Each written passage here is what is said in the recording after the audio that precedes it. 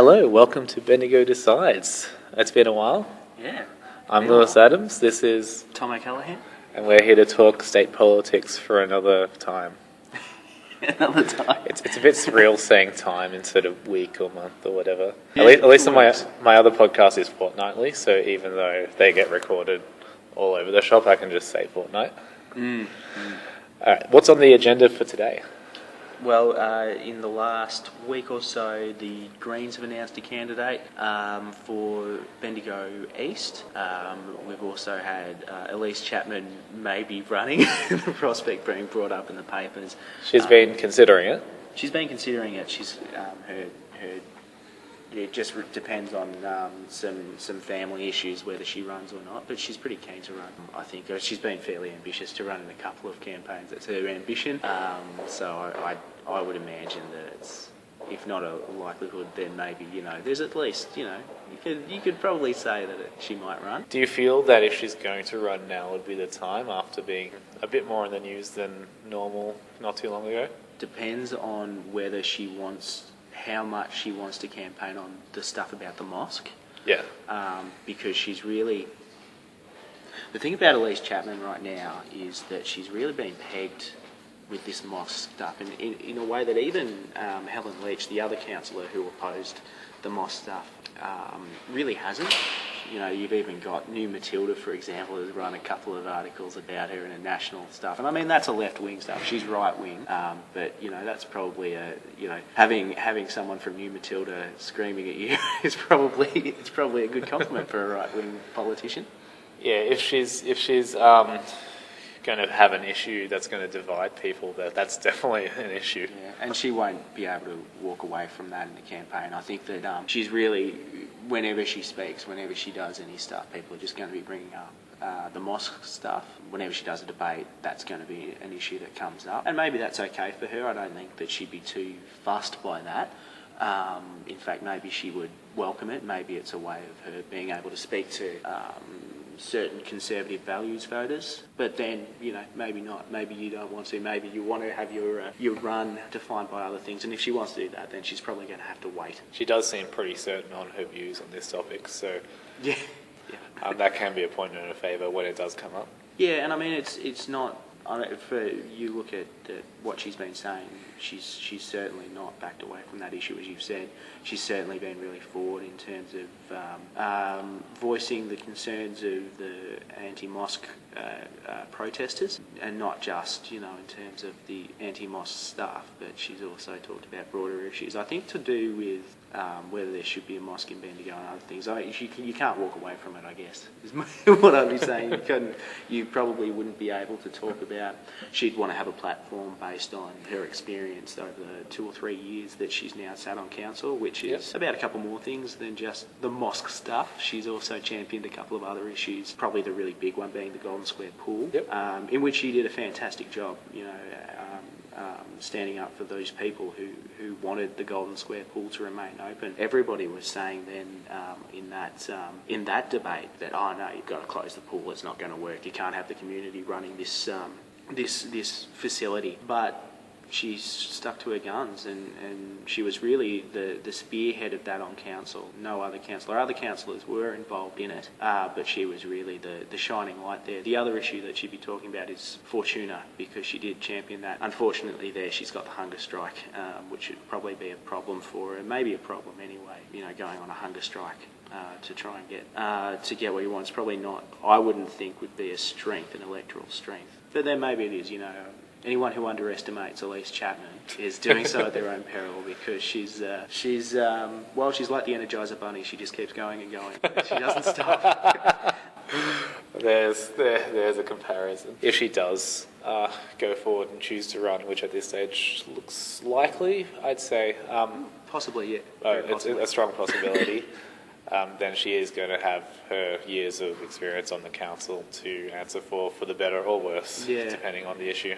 And I don't know what else she'd run on. I mean, you look at her Twitter feed, for example, and it's pretty clear. I know that Marie Edwards in the Bendigo Weekly story says something weird about, oh, well, you only got 5 months. It's a pretty short time frame to get votes. Well, actually, Elise Chapman has been courting this particular type of vote on her Twitter feed and in various other ways for a very long time now, and she's got, I think, a lot of loyalty on various issues, and particularly on the ones that always strike me, because I do look at that feed, particularly about rights and minority rights and whether maybe some groups have more rights than others. That would be, maybe you could run on that too, and certainly you'd have people who are voting on those particular issues, not necessarily just mosque stuff, not necessarily just Islam, but wider issues as well. All right, well, let's touch on the Greens. You said that they've got someone for Bendigo East. Yep. So now they've got a bit less time than...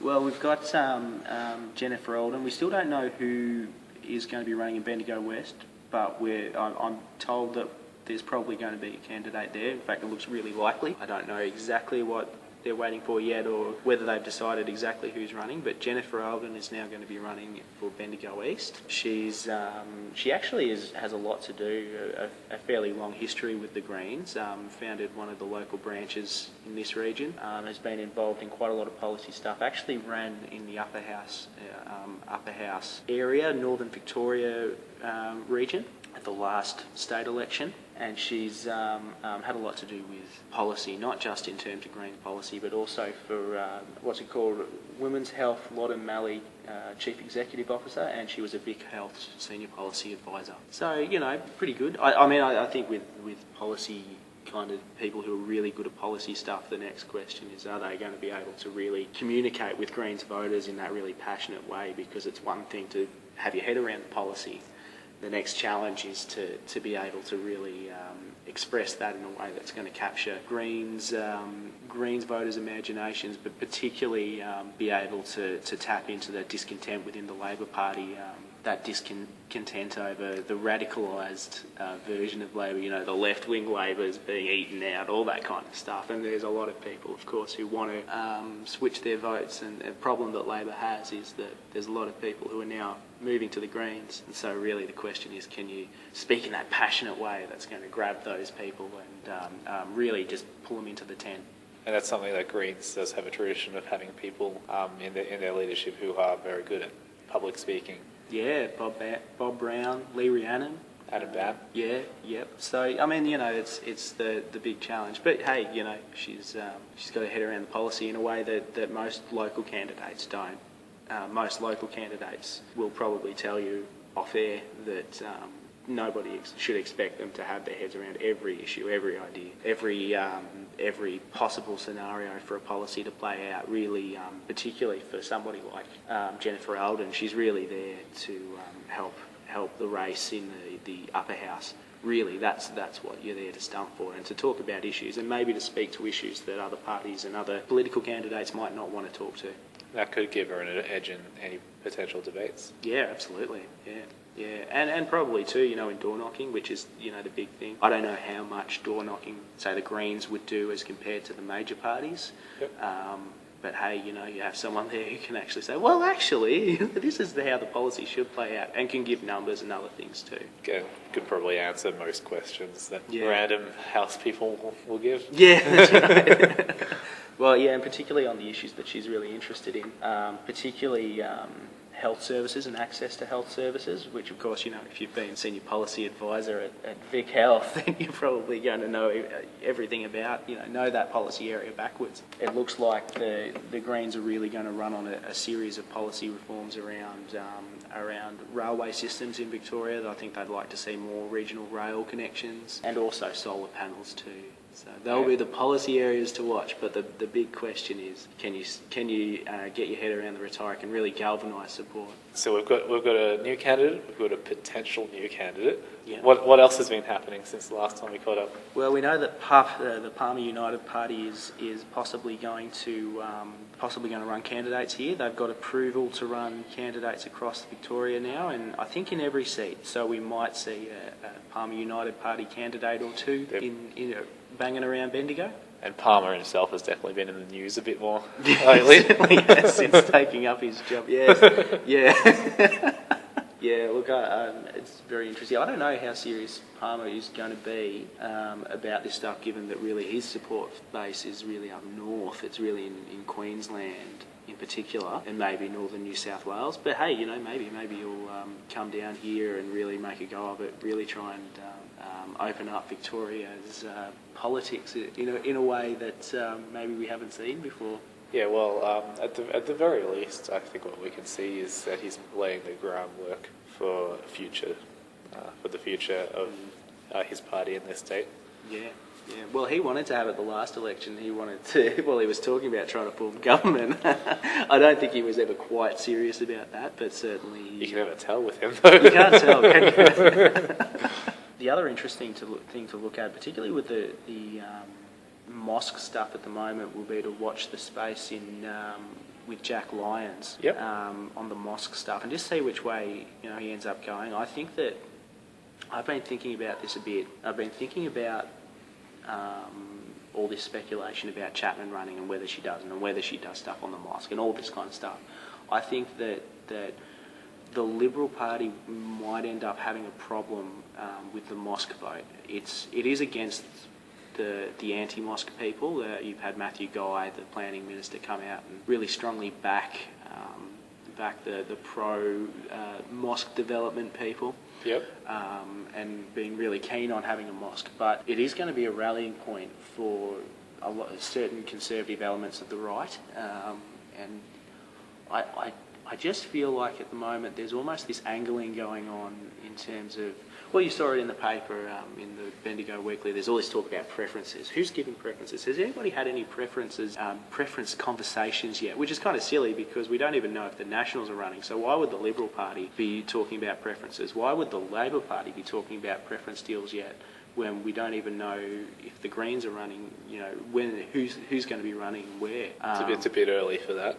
It's really early, but there's all this talk going on, and I suspect that it's really about, you'd think it's just about, the usual trying to talk about preferences as a politicised act, but I think there's actually something else going on there. I suspect that what you're going to see is as soon as Jack Lyons, the unknown candidate in particular, wants to really start talking about law and order, you might see Labor start to whack him on it. I suspect that the connection here is that you've got all the anti-mosque people, at least one or two of them. I know of at least two, or maybe two people who I would assume are going to run in this campaign and who have been involved in one way or another with the anti-mosque people. And they're going to start talking about, reclaiming our streets and all these other things. They're law and order argument. And I suspect that when that happens, Labor will want to really try and force the Liberal Party to either come out really strongly, the local candidates to come out really strongly and alienate the potential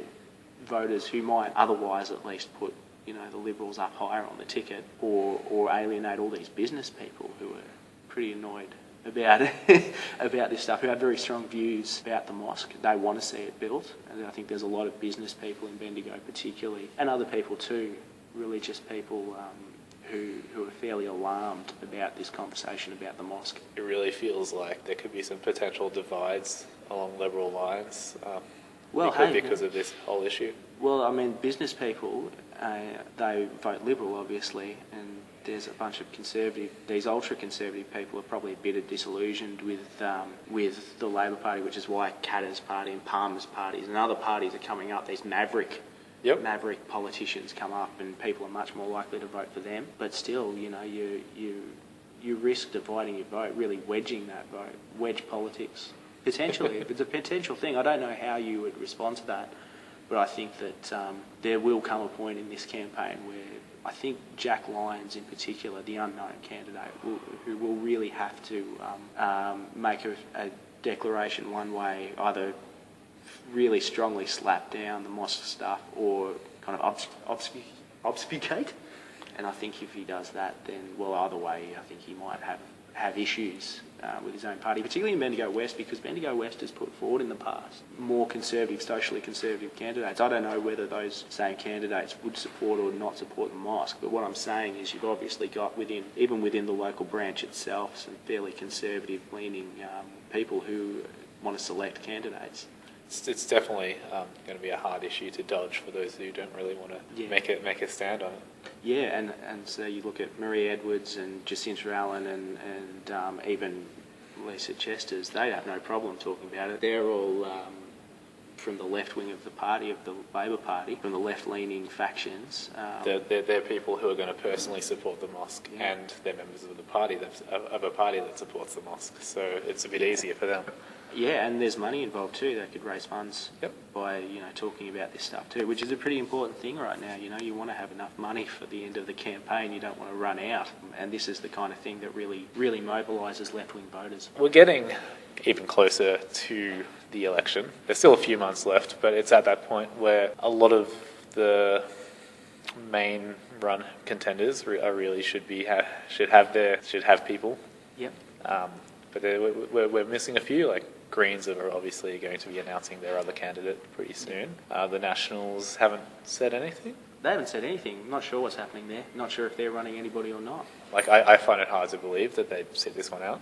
I do too. I think it would be really strange to do, given that they ran two candidates at the last election, at the last state election, and they ran somebody at the last election itself. I don't know. I don't know if Damien Drumm's running in this election or whether he's right for another term, because I know it's different in the Upper Victorian House, the way that they hold elections. But I mean, I don't know. Maybe you'd be comfortable with just Damien Drum doing it. He's pretty high profile, good reputation around Bendigo and around other electorates. But it's just strange that you wouldn't have somebody to stump for him too, because his electorate is much bigger than the lower house electorates are.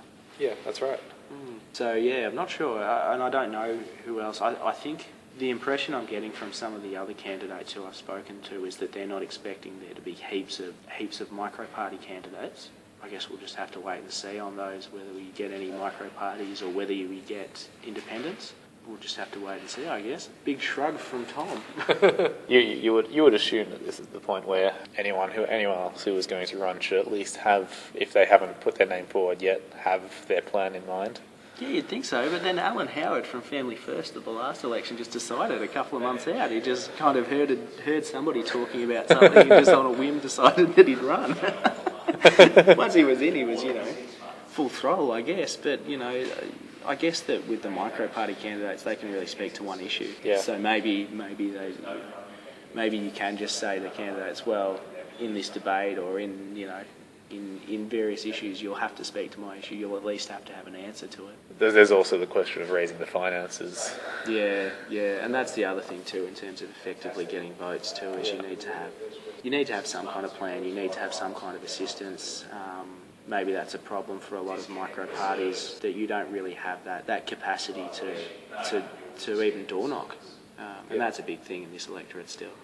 Door knocking, hard to advertise, hard to get any media traction, and you saw that last time with a couple of candidates. We actually had some candidates on the Phoenix FM show that we do last time who just had no media exposure at all, really, other than, well, I know it's the guy who dropped out from the Palmer United Party. I'm sorry, I can't remember your name, but he dropped out as a candidate. Buddy. Yeah, he ran as an independent, and, he had all these policy ideas and all these other things, but really, even after he dropped out, he was still really being portrayed in the media as the guy who quit the Palmer Party and being asked about the Palmer Party and about what Clive Palmer was up to. A lot of the time, the only exposure they'll get is maybe a brief write-up. Yeah. Hidden away somewhere. Yeah. And I mean, that's, partly resources and partly, being there for a long campaign, being set in. I think at the moment, really, the major parties in this seat now choose their candidates 8 months out, really, and just start running from then, start having meetings, policy meetings with business people, with unions, with all these groups, making announcements early on, because you've just got to. That's how you get votes. If there's nothing else, I think we should cleose this episode. Yeah, well, I don't know when this is going to air, but today's the Tuesday. Tomorrow night, we'll be interviewing Greg Bickley, the Bendigo East Liberal candidate, and we'll try and get that up online too. I'm not sure exactly where, but we'll work it out. I'll let you guys know. All right. Hopefully this will be up Wednesday morning. That's my current plan. We'll see. Cool. All right. So tonight, and then we'll be interviewing other candidates on Phoenix FM too. So that's 106.7 Phoenix FM. We'll start the interviews at about 6. Go just from 6 till 7. Yep. And if you do happen to be outside of Bendigo and you're following Bendigo politics, that is www.phoenixfm.org.au. You can find us on Twitter @thenewlocal, @TomBendigo. Tweet whoever you want. And just go to www.thenewlocal.net where you can find this podcast, you can find my other podcast, Local Chats, you can find some articles, you can find whatever. Yeah. All right, thanks, Tom. No, thank you, Lewis. All right, see you later.